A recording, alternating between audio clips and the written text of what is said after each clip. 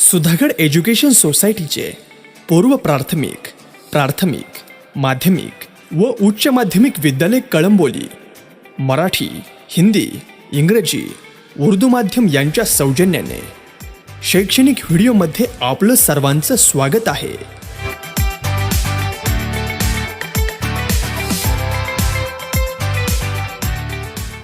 नमस्कार विद्यार्थी मित्रांनो, आज आपण व्यापार संघटन यामधला धडा दुसरा व्यवस्थापनाची कार्य फंक्शन ऑफ द मॅनेजमेंट हे बघणार आहोत. व्यवस्थापनाची कार्य ही जसं मागच्या धड्यामध्ये आपण तत्वांचा अभ्यास केला. तत्व कसे व्यवसायाला मार्गदर्शक असतात, तत्वापासून व्यवसायाला व्यवस्थापकाला कसा त्याचा फायदा होतो हे आपण पहिल्या धड्यामध्ये बघितले. व्यवस्थापनाची तत्वे, त्याचप्रमाणे व्यवस्थापनाची कार्य ही तत्वानुसार असतात. व्यवस्थापकाला व्यवस्थापनाची कार्य पूर्ण करण्यासाठी जसे तत्व हे उद्दिष्ट साध्य करण्यासाठी उपयोगी पडतात, तशी व्यवस्थापनामध्ये काही कार्य असतात की जे उद्दिष्ट साध्य करण्यासाठी उपयोगात आणली जातात. ते आपण या धड्यामध्ये बघणार आहोत. प्रस्तावना आहे, संघटनात्मक उद्दिष्ट साध्य करण्यासाठी हाती घेतलेल्या कामांचा व्यवस्थापन असे संबोधलेले. हाती घेतलेल्या कामांनाच म्हणजे संघटनाचे ज्या उद्दिष्ट असतील ते साध्य करण्यासाठी हाती घेतलेल्या कामांनाच व्यवस्थापन असे संबोधलेले. व्यवस्थापन हा विविध तत्वांचा समूह आहे, जो नियोजन, संघटन, कर्मचारी व्यवस्थापन, निर्देशन, समन्वय आणि नियंत्रण म्हणजेच काय की हा वेगवेगळ्या तत्वांचा एक समूह आहे. त्या समूहाद्वारे आपल्याला नियोजन करायचं आहे, संघटन करायचं आहे, कर्मचारी व्यवस्थापन आहे, निर्देशन आहे, समन्वय आणि नियंत्रण याद्वारे आपण कोणते उद्दिष्ट साध्य करणार आहोत. पण त्यासाठी आपल्याला तत्वांची मदत घ्यावीच लागणार आहे. ही कार्य संघटनात्मक उद्दिष्ट साध्य करण्यास मदत करतात. आणि ही जी सर्व व्यवस्थापनाची जी कार्य आहेत, नियोजन, संघटन, कर्मचारी व्यवस्थापन, निर्देशन, समन्वय आणि नियंत्रण, ही सर्व कार्याशी रिलेटेड असतात, संबंधित असतात. आणि या सर्व कार्याद्वारेच आपण संघटनेची, व्यवसायाची किंवा संस्थेची उद्दिष्ट साध्य करू शकतो. आणि या कार्याशिवाय आपण कोणती उद्दिष्ट साध्य करता येत नाही, म्हणून या सर्व कार्यांशी उद्दिष्ट साध्य करण्यासाठी मदत होते. त्यानंतर आहे व्यवस्थापनाची कार्य. एल ॲलन यांच्या मते व्यवस्थापक जे करतो ते व्यवस्थापन म्हणजे व्यवस्थापक मॅनेजर जे करणार आहेत, जो हाती घेतलेले उद्दिष्ट साध्य करण्यासाठी जे काही कार्य करणार आहेत त्याला व्यवस्थापन असं म्हटलेले म्हणजे मॅनेजमेंट. ही व्याख्या भिन्न प्रकारच्या कार्याच्या माध्यमातून व्यवस्थापकाच्या भूमिकेवर भर देते. व्यवस्थापक कसा आहे, त्याची कार्य कसं आहे, त्याची वेगवेगळी जी भिन्न प्रकारची कार्य आहेत त्याच्यावर ह्या भूमिकेवर जास्त प्रमाणे भर देण्यासाठी ही कार्य महत्त्वाची असतात. व्यवस्थापकाची कार्य नियोजनाने सुरू होतात. व्यवस्थापक हा कसा असला पाहिजे, कोणते उद्दिष्ट साध्य करण्यासाठी नियोजन करणे आवश्यक आहे, तर नियंत्रणाने संपतात आणि कंट्रोलिंगने पूर्ण होतात. ती म्हणजे नियंत्रणाद्वारे ती कार्य संपून जातात. परंतु प्रत्येक कार्य एकमेकांशी संबंधित असणे आवश्यक आहे. कोणतेही कार्य एकमेकावरती अवलंबून असणे आवश्यक आहे. ती एकमेकापासून वेगळी करता येत नाही, त्यांना वेगळं करता येत नाही. व्यवस्थापनाची कार्य व्यवस्थापनाच्या सर्व स्तरांशी संबंधित आहेत. भिन्न विचारवंतांनी व्यवस्थापनाच्या कार्याचे वर्गीकरण वेगवेगळ्या पद्धतीने केले आणि जसे कार्य असतील त्या कार्यानुसार व्यवस्थापन वेगवेगळ्या पद्धतीने व्यवस्थापकाला करणे आवश्यक असते. आता आपण बघणार आहोत की हेनरी फेलच्या मतानुसार व्यवस्थापन म्हणजे काय. त्याने काय केलं की व्यवस्थापन करणे म्हणजे भाकीत वर्तविणे, म्हणजे मी पुढे काय करणार आहे, माझे उद्दिष्ट काय असणार आहे, ध्येयप्राप्तीसाठी मी काय करणार आहे. नियोजन करणे, संघटन करणे, आदेश देणे आणि नियंत्रण ठेवणे म्हणजेच व्यवस्थापन. हे व्यवस्थापकाचं कार्य आहे. हेनरी फेलच्या मतानुसार व्यवस्थापन करणे म्हणजे भाकीत वर्तवणे, नियोजन करणे, संघटन करणे, आदेश देणे आणि नियंत्रण ठेवणे हे त्यांनी व्याख्या सांगितलेले. तर आपण याच प्रकारे किंवा व्यवस्थापनाच्या कार्यामधील पहिलं कार्य बघतो ते म्हणजे नियोजन, प्लॅनिंग.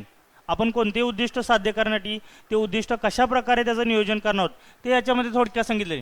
नियोजन हे व्यवस्थापनाचे मूलभूत कार्य आहे, प्राथमिक कार्य आहे. व्यवस्थापनाची प्रत्येक कार्य नियोजनावर आधारित असतात किंवा अवलंबून असतात. व्यवस्थापनामध्ये कोणतीही हालचाल करायची असेल तर ती हालचाल असेल, गोष्ट असेल किंवा कोणतेही कार्य असेल हे नियोजनावर आधारित असते.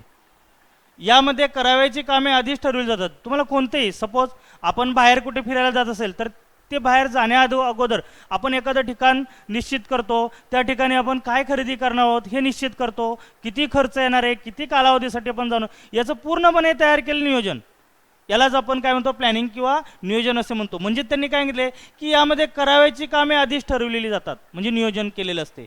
नियोजन ही तार्किक विचार करण्याची आणि तर्कशुद्ध निर्णय घेण्याची वैचारिक प्रक्रिया आहे. तार्किक आणि तर्कशुद्ध पद्धतीने विचार करण्याची ही एक प्रक्रिया आहे. जी व्यवसाय संघटनेचे उद्दिष्ट पूर्ण करण्यावर भर देतात आणि जी उद्दिष्ट आहेत ती पूर्ण करण्यासाठी आपल्याला नियोजनाचा उपयोग होतो व विविध कार्यप्रणाली विकसित करते आणि जी काही सिस्टम्स आहेत आपल्या व्यवसाय संघटनेमध्ये ती पूर्णपणे विकास करण्यासाठी किंवा विकसित करण्याकरता मदत होते. योग्य नियोजन व त्याची प्रभावी पद्धतीने अंमलबजावणी करणे ही संस्थेचे उद्दिष्ट साध्य करण्यासाठी अतिशय आवश्यक आहे. योग्य नियोजन असेल आणि त्या नियोजनाचा प्रभावीपणे जर व्यवसायामध्ये आपण वापर करत असेल किंवा त्याची मदत घेत असेल तर 100% व्यवसायाचे उद्दिष्ट साध्य करण्यासाठी नियोजनाची मदत होते. तर आपण नियोजन बघितलं, अर्थ बघितलं, आता थोडक्यात आपण नियोजनाची व्याख्या बघूया. व्याख्या काय सांगितले, कुल्ज आणि ओडोनेलनी काय सांगितले की कोणते काम करायचे, कोणतं काम करणार तुम्ही उद्दिष्ट साध्य करण्यासाठी, कसे करायचे, कसं करायचे ते काम, केव्हा करायचे व कोणी करायचे हे अगोदरच निश्चित करणे म्हणजे नियोजन. कसे करायचे, केव्हा करायचे, कोणी करायचे व कोठे करायचे हे निश्चित करणे म्हणजेच नियोजन. नियोजनामुळे आपण कुठे आहात व आपल्याला कोठे जायचं यातील अंतर कमी होते.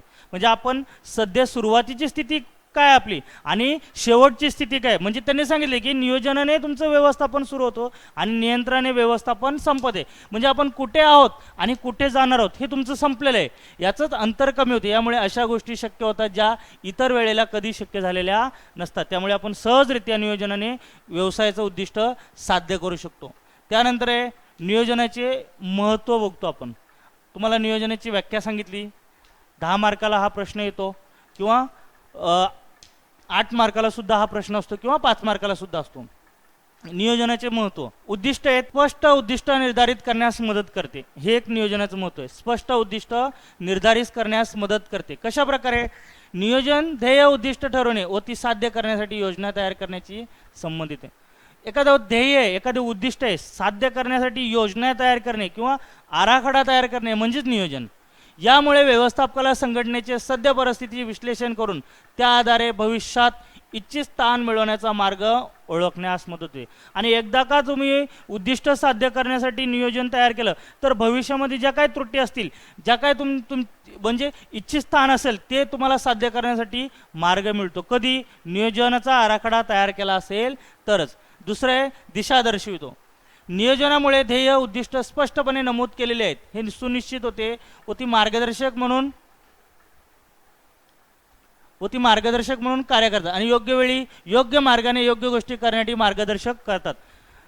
जर तुम्ही नियोजन हे व्यवस्थापनामध्ये केलेलं असेल तर तुम्ही ती ध्येय साध्य करू शकता आणि योग्य वेळी योग्य नियोजन केलं असेल तर तुम्हाला मार्गदर्शन मिळते आणि त्यामुळे कामगारांना, संघटनेला त्याचा फायदा होतो. त्यासाठी त्यांनी काय करायला पाहिजे हे समजण्यास मदत होते. कधी, जर नियोजन केलेलं असेल तरच. तिसरं आहे कार्यक्षमतेत वाढ. नियोजनामुळे व्यवस्थापकांना उद्दिष्ट स्थापित करणे आणि वाटचालीचा मार्ग ठरवण्यास मदत होते, ज्यामुळे कर्मचाऱ्यांची भविष्यातील कामगिरी सुधारण्यास मदत होते. काय सांगितले, कार्यक्षमतेत कशी वाढ होते, कार्यक्षमता वाढली तर उत्पादन क्षमता वाढते, उत्पादन क्षमता वाढली तर व्यवसायाचा नफा वाढतो. म्हणजेच कधी की नियोजनामुळे व्यवस्थापकांना उद्दिष्ट साध्य करता येतात आणि वाटचालीचा मार्ग ठरवण्यास मदत होते. उद्दिष्ट साध्य करण्याचा एकदा का मार्ग मिळाला तर आपण ज्या वाटचालीवर चालणार आहोत, ज्या उद्दिष्ट साध्य करण्यासाठी आपण मार्ग ठरवणार आहोत त्या मार्गावरती कर्मचाऱ्यांची भविष्यातील कामगिरी सुधारण्यास मदत होते आणि हे संघटनेसाठी फायदेशीर असते. हे जर केलं आपण तर ते कर्मचारी समाधानी असतात आणि जर कर्मचारी समाधानी झाली तर कार्यक्षमता वाढते, उत्पादन क्षमता वाढते. हे करण्यासाठी नियोजन महत्त्वाचं आहे. नियोजनामुळे कर्मचारी योग्य वेळी दिलेल्या मार्गदर्शक सूचनेनुसार काम करतात. जर नियोजन असेल तर कर्मचाऱ्यांना कोणतेही काम द्या ते नियोजनात किंवा वेळेनुसार पूर्ण करतात व कामगिरी झालेल्या सुधारणेमुळे संघटनांना जास्त नफा होतो. परिणामी कार्यक्षमता वाढते, उत्पादन क्षमता वाढते आणि ठराविकच व्यवसायाला नफा वाढू शकतो. तिसरं आहे जोखीम कमी करते.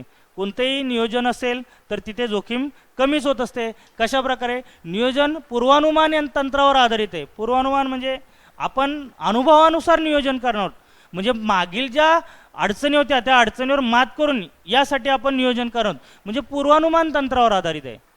या प्रक्रियेमध्ये भविष्याचा अचूक बोध घेऊन भविष्यात होणाऱ्या बदलांचा अंदाज बांधला जातो. भविष्यामध्ये किंवा मागील अनुभवामध्ये ज्या चुका झाल्या होत्या त्या पुढील येणाऱ्या काळात चुका होणार नाहीत याचा अंदाज बांधूनच नियोजन केलेला असतो. नियोजन भविष्यात करावयाची कामे आधीच निश्चित करत असल्याने होणाऱ्या बदलांना व अनिश्चित घटकांना सामोरे कसे जायचे याचा मार्ग दाखवते.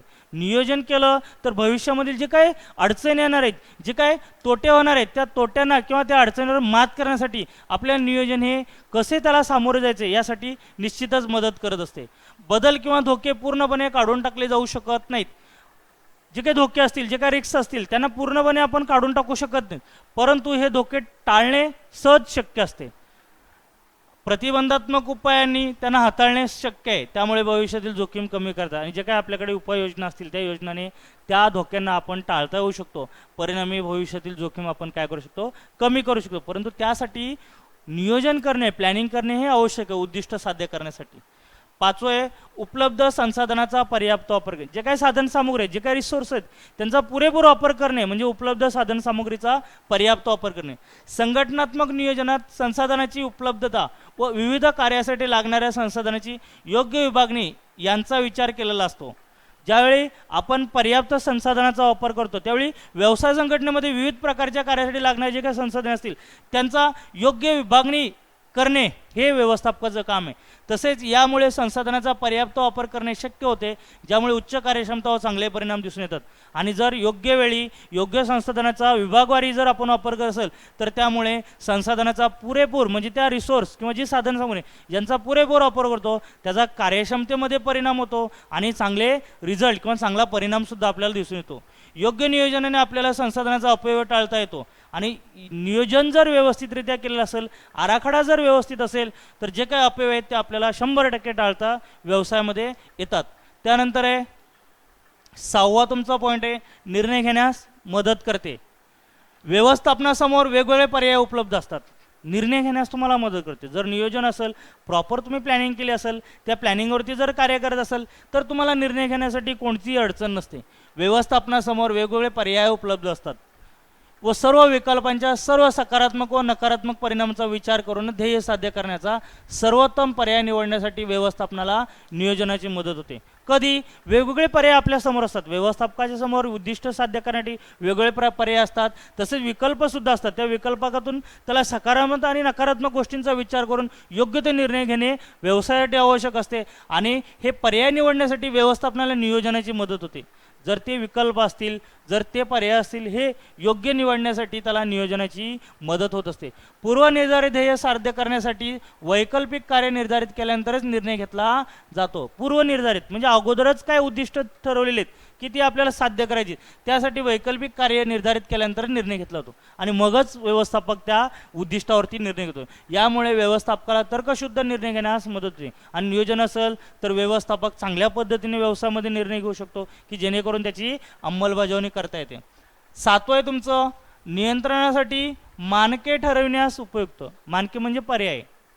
बघा, नियोजन नियंत्रणासाठीची मानके निर्धारित करते. यामुळे व्यवस्थापक वास्तविक कामगिरीची तुलना मानकांशी करून वास्तविक व प्रमाणित कामगिरीमध्ये काही फरक असेल तर तो शोधून काढू शकतात. म्हणजे वास्तविक आणि मागील झालेलं काम या दोन्ही कामामध्ये जर काही फरक असेल तर तो फरक शोधून त्यामध्ये दुरुस्त करणे किंवा त्यामध्ये मानकांची दुरुस्ती करणे हे या व्यवस्थापकाचं काम आहे. तफावत नियंत्रणाच्या माध्यमातून भरून काढता येते आणि जे काही फरक असेल तो आपल्याला भरून काढता येतो किंवा त्यामध्ये सुधारणा करता येते. म्हणून नियोजन नियंत्रणासाठी आधार ठरतो. तसेच कामाच्या ठिकाणी शिस्त राखण्यासाठी देखील नियोजन महत्त्वाचे आहे आणि नियोजन हे नियंत्रणासाठी आधार असतो. जर नियोजन ही सुरुवात असेल तर नियंत्रण हा शेवट असतो. त्यामुळे त्यांनी सांगितले नियोजन नियंत्रणासाठी आधार ठरतो. तसेच कामाच्या ठिकाणी शिस्त राखण्यासाठी सुद्धा नियोजन महत्त्वाचे आहे आणि जर एखाद्या कर्मचाऱ्यावरती शिस्त ठेवायची असेल तर त्या शिस्तीवरती सुद्धा नियोजन करणे आवश्यक आहे. त्यानंतर पुढचा पॉईंट आहे तुमचा 8वा सर्व कार्यांचा समन्वय साधणे म्हणजे कोऑपरेशन असणे. नियोजनामुळे सर्व कार्यामध्ये समन्वय साधणे शक्य होते. वरिष्ठ व्यक्तीपासून ते खालील कनिष्ठ व्यक्तीपर्यंत समन्वय असणे आवश्यक आहे. हे कधी शक्य आहे? जर प्रॉपर नियोजन, प्रॉपर प्लॅनिंग जर व्यवसायात असेल तरच. यामुळे कार्यामधील परस्पर व्यक्ती कमी होते. व्यवसाय संघटनेतील सर्व कार्य एकमेकांशी निगडीत असतात आणि खरंच आहे की व्यवसायामध्ये सर्व विभाग हे एकमेकावरती अवलंबून असतात, म्हणजे सर्व कार्य हे एकमेकांशी निगडीत असतात. याचा विचार नियोजन प्रक्रियेमध्ये केलेला असतो आणि हेच नियोजनाद्वारे ठरवलेला असतो. संघटनेतील सर्व कार्य व संसाधनाचा परस्पर संबंध जोडणे हे नियोजनामुळे शक्य आहे. सर्व कार्य असतील तसेच संसाधने असतील यांचा परस्पर संबंध जोडणे हे नियोजनामुळे शक्य आहे. त्यामुळे सर्व विभाग एकत्रित योजनेनुसार काम करतात व समन्वय साधतात. आणि सर्व विभाग असतील, वित्त असेल, लेखा असेल, विक्री असेल, खरेदी असेल, अर्थ असेल, उत्पादन विभाग असेल, हे सर्व एकमेकावर अवलंबून असल्यामुळे त्यामध्ये समन्वय सहजरित्या साधता येतो. म्हणून त्यांनी सांगितले की सर्व कार्यांचा समन्वय साधणे. पुढचा पॉईंट आहे तुमचा 9वा, व्यवस्थापनाची इतर कार्ये सुलभ करते. व्यवस्थापनाची जी कार्ये असतात ती सुलभ करणे. कशा पद्धतीने? प्रत्येक संघटना नियोजनादरम्यान ठरवलेली उद्दिष्ट प्राप्त करण्याच्या ध्येयाने कार्य करीत असतात. प्रत्येक संघटना, प्रत्येक व्यवसाय संघटना असेल, संस्था असेल, ही त्यांनी नियोजनामध्ये उद्दिष्ट ठरवलेली असतात आणि ती प्राप्त करण्याच्या ध्येयानेच काम करत असते. जोपर्यंत नियोजन योजना तयार होत नाही तोपर्यंत संघटन, कामगार व्यवस्थापन ही व्यवस्थापनाची इतर कार्य करता येत नाही. जोपर्यंत तुम्ही व्यवसाय संघटनेमध्ये नियोजन करत नाही तोपर्यंत इतर कार्य तुम्हाला पूर्ण करता येत नाहीत. म्हणूनच नियोजन व्यवस्थापनाची इतर कार्य सुलभ करतो. जर प्लॅनिंगच असेल, नियोजनच अगोदर केलं असेल उद्दिष्ट साध्य करण्यासाठी, तर इतर कार्य त्यासाठी मदतीला येऊ शकतात किंवा त्या मदतीद्वारे आपण नियोजन पूर्ण करू शकतो. आणि 10वा पॉईंट आहे, नवीन कल्पनांना प्रोत्साहन देणे. नवीन आयडियाज, कल्पना काय त्यांना एनकरेज करणे किंवा प्रोत्साहन देणे. नियोजन हे व्यवस्थापनाचे मूलभूत कार्य आहे, प्राथमिक आहे. नियोजन ही निर्णय घेण्याची प्रक्रिया आहे ज्यात चिकित्सक पद्धतीने विचार करून नाविन्यपूर्ण कल्पनांचा विचार करण्याचा अंतर्भाव असतो. त्यांनी सांगितले की मूलभूत कार्य आणि निर्णय घेण्याची प्रक्रिया आहे की ज्यामध्ये चिकित्सक पद्धतीने आपण एक विचार करून किंवा निर्णय घेऊन नाविन्यपूर्ण कल्पनांचा अंतर्भाव ओळखू शकतो. सरतेशेवटी या अभिनव कल्पनामुळे संघटनेची ध्येय साध्य होतात. आणि जे काही नवीन आयडियाज असतील, कर्मचाऱ्यांचे असतील, वरिष्ठ व्यक्तींचे असतील, त्यांच्याद्वारे आपण ध्येय सहजरित्या साध्य करतो. हे व्यवस्थापनाचे सर्वात आव्हानात्मक कार्य आहे, कारण यामुळेच भविष्यातील सर्व कार्यांना दिशा मिळते, ज्यातून संघटनेची वाढ व प्रगती साधली जाते. आणि हे एक व्यवस्थापकाच्या समोर आव्हानात्मक कार्य असते, परंतु ते साध्य करण्यासाठी, भविष्यातील सर्व कार्यांना दिशा देण्यासाठी आणि संघटनेची वाढ व प्रगती होण्यासाठी व्यवस्थापनाची कार्ये महत्त्वाची असतात. म्हणून ते हे व्यवस्थापनाचे महत्त्व होतं. दुसरा मुद्दा बघणार आहोत आपण, संघटन म्हणजे ऑर्गनायझेशन. बघा, संघटना म्हणजे काय? मागच्या धड्यामध्ये आपण बघितलं की एकी हेच बळ, सांघिकरित्याने सर्व विभागांना एकत्र येऊन काम करणे म्हणजे संघटना. तर इथे अर्थ दिला आहे त्यांनी की मनुष्यबळ, पैसा, साहित्य, यंत्रसामग्री व पद्धती ही आवश्यक साधन सामग्री व्यवसायासाठी ओळखली जाते. एकत्र आणणे, त्यांचे विभाजन करणे आणि संघटनेचे उद्दिष्ट साध्य करण्यासाठी त्यांची योग्य मांडणी करण्याच्या प्रक्रियेला संघटन असे म्हटले. हे सर्व एकत्रित आणणे, त्यांची विभागणी करणे आणि संघटनेचे उद्दिष्ट साध्य करण्यासाठी त्यांची मांडणी करणे, या प्रक्रियेला त्यांनी संघटन असे म्हटलेले. नियोजनामध्ये व्यवस्थापन भविष्यात काय करायचे हे ठरवते आणि नियोजनामध्ये व्यवस्थापन भविष्यात काय तुम्ही करणार हे ठरवणे म्हणजे नियोजन. तर संघटनेचे कार्य नियोजित करण्यासाठी मार्ग व साधने निश्चित करणे. आणि संघटना म्हणजे काय? जी कार्य आपण ठरवते ती साध्य करण्यासाठी मार्ग व साधने निश्चित करणे. उच्चस्तरीय व्यवस्थापनातील लोकांनी तयार केलेल्या योजनांचा अंमलबजावणीसाठी हे कार्य महत्त्वाचे असते. वरिष्ठ व्यक्तींनी जे काही योजना तयार केल्या त्यांच्या अंमलबजावणीसाठी संघटन महत्त्वाचं आहे.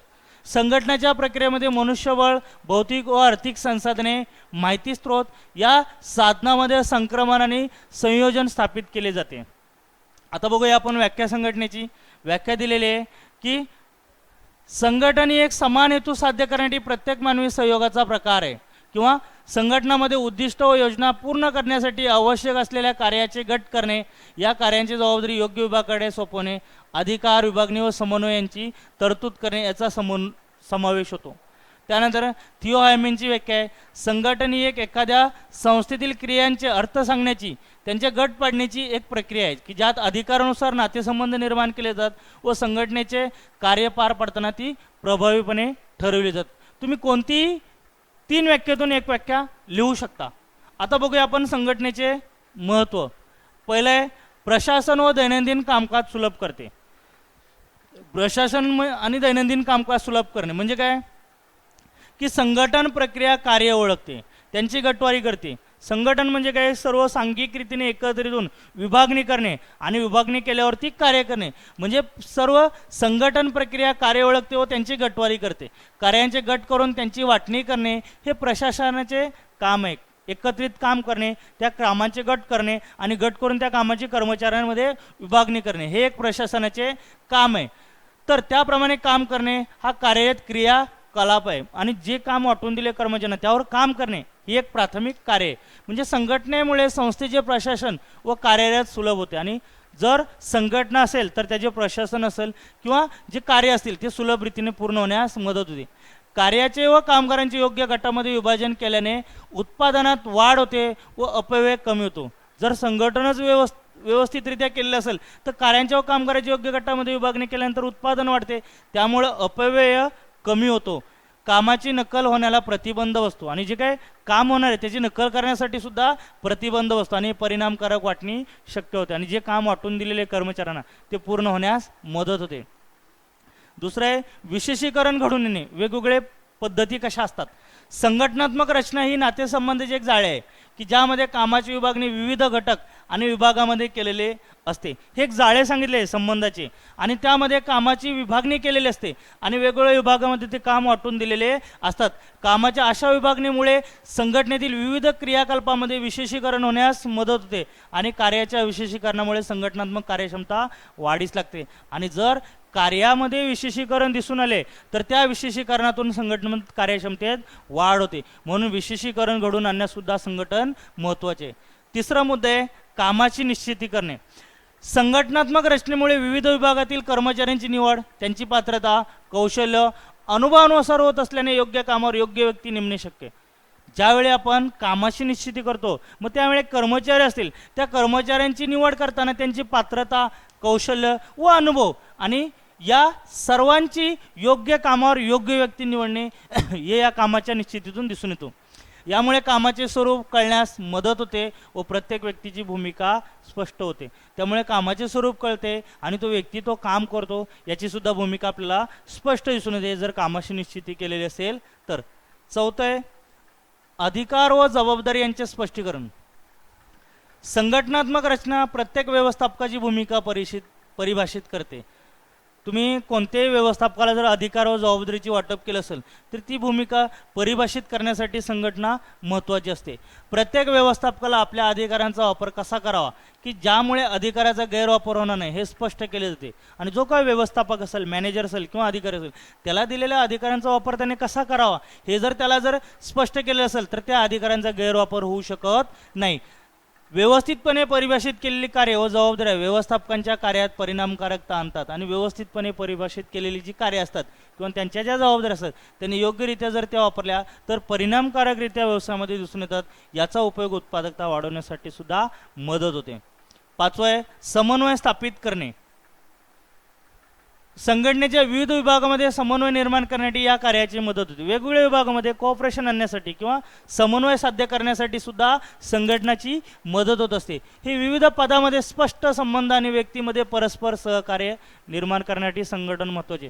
विविध पदामध्ये स्पष्ट कार्य आणि व्यक्तीमध्ये परस्पर सहकार्य निर्माण करण्यासाठी संघटन महत्त्वाचे. संघटनात्मक कार्य सुरळीतपणे चालण्यासाठी विविध विभागामध्ये विविध स्तरावरील व्यवस्थापकांमध्ये समन्वय किंवा संक्रमण असणे महत्त्वाचे. संघटनात्मक कार्य सुरळीतपणे चालण्यासाठी विविध विभागामध्ये वेगवेगळ्या विभागामध्ये आणि विविध स्तरावर व्यवस्थापकांमध्ये समन्वय किंवा संक्रमण असणे महत्त्वाचे. सर्व वरिष्ठ व्यक्तीपासून ते कनिष्ठ व्यक्तीपर्यंत सर्वांना जे आदेश दिले असतील किंवा जे आपण कार्य करणार आहोत त्या कार्य यामध्ये समन्वय असणे हे या संघटनेद्वारे महत्त्वाचे. सहावं आहे प्रभावी प्रशासनासाठी मदत. हे कार्य विविध पदे, विभाग, कार्य आणि भूमिका स्पष्टपणे संचरित करते. योग्य कामासाठी योग्य अधिकार व योग्य जबाबदारी सहित योग्य व्यक्तीची नेमणूक करण्याचे काम अतिशय काळजीपूर्वक केले जाते. कामाची विभागणी व अधिकाऱ्यांची योग्य वाटप यातून हे ध्येय हे साध्य केले जाते. या सगळ्याचा परिणाम प्रशासन व प्रभावी कार्यक्षम होण्यास मदत होते. हे कार्य विविध पदे, विभाग व कार्य आणि भूमिका स्पष्ट संचरित करते. कधी प्रशासन मग प्रशासनासाठी कधी कसे महत्त्वाचे आहे की जे विविध पदे असतील, वेगवेगळी जी पोस्ट असतील, विभाग असतील आणि कार्य यांची भूमिका स्पष्ट करण्यासाठी प्रशासनाला मदत होते. तसे योग्य कामासाठी योग्य अधिकार व योग्य जबाबदारी सहित योग्य व्यक्तीची नेमणूक करता येते. योग्य अधिकारी, योग्य जबाबदार आणि त्या व्यक्तीची नेमणूक करण्यासाठी सुद्धा संघटनामध्ये महत्त्वाचे अतिशय काळजीपूर्वक केले जाते. कामाची विभागणी व अधिकारांचे योग्य वाटप यातून हे साध्य केले जाते की या सगळ्याचा परिणाम प्रशासन प्रभावी व कार्यक्षम होण्यास मदत होते. कामाचे योग्य रीतीने केलेले वाटप आणि त्या वाटप केलेल्या कामावरती कार्य करणे हे कशातून आपल्याला संघटनेतून दिसून येतो. त्यामुळे प्रभावी व संघटनेचे उद्दिष्ट साध्य करण्यासाठी आपल्याला मदत होते. सातवे वाढ आणि विविधतेसाठी उपयुक्त. प्रत्येक संघटनेची वाढ सुरळीतपणे आणि कार्यक्षमपणे चालणाऱ्या कार्यावर अवलंबून असते. स्पष्टपणे परिभाषित केलेल्या भूमिका व जबाबदाऱ्या, विविध स्तरावरील व्यवस्थापनाचे काम करणाऱ्या व्यक्तीमधील समन्वय आणि योग्य नियंत्रण तंत्राचा वापर कामाच्या ठिकाणी कार्यक्षमता आणतात आणि संघटनेची वाढ चांगल्या पद्धतीने होते. हे सर्व संघटनेची रचना व्यवस्थित परिभाषित केली असेल तरच शक्य आहे. काय सांगितले त्यांनी की वाढ आणि विविधता उपयुक्त आहे. कशा स्वरूपात की प्रत्येक संघटनेची वाढ सुरळीतपणे आणि कार्यक्षमपणे चालणाऱ्या कार्यावरती अवलंबून असते. काय संघटना असेल तर प्रत्येक व्यवसायाची वाढ होते आणि कार्यक्षमपणे उत्पादन क्षमता वाढण्यास मदत होते. स्पष्टपणे परिभाषित केलेल्या भूमिका व जबाबदाऱ्या, विविध स्तरावरील व्यवस्थापनाचे काम करणाऱ्या व्यक्तीमधील समन्वय आणि योग्य नियंत्रण तंत्राचा वापर कामाच्या ठिकाणी कार्यक्षमता आणि स्पष्टपणे जे काही भूमिका असतील, ज्या जबाबदार असतील, हे त्या व्यक्तीला जर सोपवून दिले असतील तर त्या व्यक्तीमध्ये समन्वय आणि योग्य नियंत्रणाद्वारे कामाची कार्यक्षमता वाढवण्यास त्या ठिकाणी मदत होऊ शकते आणि संघटनेची वाढ चांगल्या पद्धतीने होते आणि संघटनेची वाढ सुद्धा चांगल्या पद्धतीने होण्यासाठी मदत होते. हे सर्व संघटनेची रचना व्यवस्थित परिभाषित केली असेल तरच शक्य आहे आणि सर्व आराखडा जर तयार केला असेल संघटनेमध्ये तरच सहज शक्य आहे. 8 सुरक्षिततेची भावना निर्माण करणे. कर्मचाऱ्यांसाठी संघटनात्मक रचना कार्यस्थिती स्पष्ट करते. एकत्रितरित्या जर काम करत असेल तर तुम्ही संघटनात्मक कार्य स्पष्ट करू शकता. त्यामध्ये प्रत्येकाची कार्य व जबाबदाऱ्या स्पष्टपणे नमूद केलेल्या असतात. प्रत्येक व्यक्ती त्याला अनुसरून काम करू शकतो आणि जर त्याच्या काम किंवा त्यांनी जर प्रत्येक व्यक्ती जर त्या कामासाठी योग्यरीत्या नेमलेली असेल तर त्या व्यक्तीला अनुसरून काम करण्यासुद्धा मदत संघटनेद्वारे होते. कामातील व अधिकारातील स्पष्टतेमुळे कर्मचाऱ्यांचे मानसिक समाधान वाढते. त्याचबरोबर त्यांच्यामध्ये सुरक्षिततेची भावना निर्माण होते. जर कर्मचारी व अधिकार यांच्यामधील जे काही स्पष्टता आहे ही जर स्पष्ट असेल किंवा दिलेल्या कार्यक्षमतेमध्ये वाढत असेल तर कर्मचारी हा समाधानी असतो आणि त्यामुळे त्यांना स्वतःला सुरक्षिततेची भावना निर्माण होते. परिणामी कार्यक्षमता वाढते. पुढचे नवीन उपक्रमांना वाव देणे. संघटन कार्य पार पाडण्याची कार्य व भूमिका स्पष्ट करते. संघटन कार्य पार पाडण्याची कार्य भूमिका स्पष्ट करते. कामगार त्यांच्या नवीन कल्पना वापरून काम करू शकतात. संघटनाची जी कामे आहेत ती पार पाडण्यासाठी भूमिकाच महत्त्वाची असते आणि ती भूमिका कशातून दिसून येते? एकात्मतेतून. तसेच त्यांनी सांगितले कामगार त्यांच्या नवीन कल्पना वापरून काम करू शकतात आणि कामगारांना जर संधी दिली त्यांच्या कल्पना वापरण्याची तर ते समाधानी रीतीने कोणते काम पूर्ण करू शकतात. त्यामुळे व्यवस्थापकाला कर्मचाऱ्यांमध्ये विशेष कौशल्य विकसित करण्यासाठी व त्यांच्या ज्ञानवृद्धीसाठी पुरेसा वाव मिळतो आणि व्यवस्थापकाला हेच पाहिजे की कर्मचाऱ्यांनी त्यांचे कौशल्य वापरून व त्यांच्यामध्ये ज्ञानवृद्धी करून वेगवेगळ्या प्रमाणे कामाची उद्दिष्ट साध्य करणे आवश्यक आहे. फक्त संघटनात्मक रचनेच्या मुळेच नाविन्यपूर्ण पद्धतीने कामाच्या पद्धतीत नवीन बदल स्वीकारण्यास वाव मिळतो आणि संघटनेमुळे शक्य आहे की कामाच्या ठिकाणी आपण नवीन पद्धतीने बदल करून नवीन कल्पनाचा योग्य वापर करून आपण एखादे उद्दिष्ट साध्य करू शकतो. आणि शेवटचा तुमचा मुद्दा आहे संसाधनाचा पर्याप्त वापर. संघटन कार्य कामाच्या तपशिलानुसार भिन्न व्यक्तींना भिन्न कार्य प्रदान करते. संघटन कार्य कसं आहे? कामे वेगवेगळी असतात तशी व्यक्तीसुद्धा वेगवेगळी आहेत. मग त्याच विभागाद्वारे त्या वेगवेगळ्या व्यक्तींना ती कामे सुपूर्त किंवा पुरवली जातात. यामुळे कार्यांचे विशेषीकरण शक्य होते आणि यामुळे कार्यामध्ये विशेषीकरण आपल्याला सहजरित्या दिसून येते. अपेक्षित ध्येय ठरवलेल्या कालमर्यादेत साध्य करण्यासाठी कुशल कामगार व इतर संसाधनाचा पर्याप्त वापर केला. योग्य वेळेत योग्य काम पूर्ण करण्यासाठी कुशल कामगार व इतर संसाधनाचा पूर्णपणे पर्याप्त रीतीने वापर करणे आवश्यक आहे. अशा प्रकारे आपण आज 2 महत्त्वाचे मुद्दे बघितले की नियोजन आणि नियोजनानंतर दुसरे नियोजनाचे महत्त्व आणि महत्त्वानंतर संघटन व संघटनाचे व्याख्या आणि महत्त्व. हे दोन्ही महत्त्वाचे पॉईंट होते. याचा अभ्यास सर्व विद्यार्थ्यांनी करावा. धन्यवाद.